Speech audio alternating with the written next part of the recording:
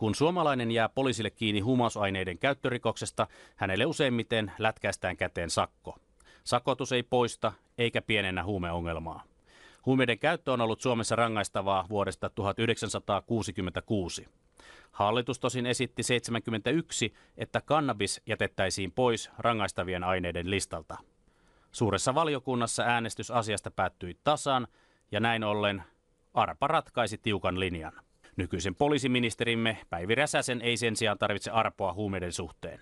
Vankila on se, joka sitten kuitenkin tarjoaa sen mahdollisuuden, että voidaan tarjota hoitoa ja henkilö on sitten tämän hoidon äärellä.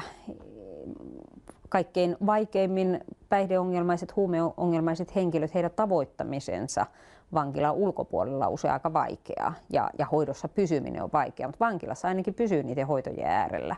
Ja siinä mielessä vankila voi olla jopa pelastus.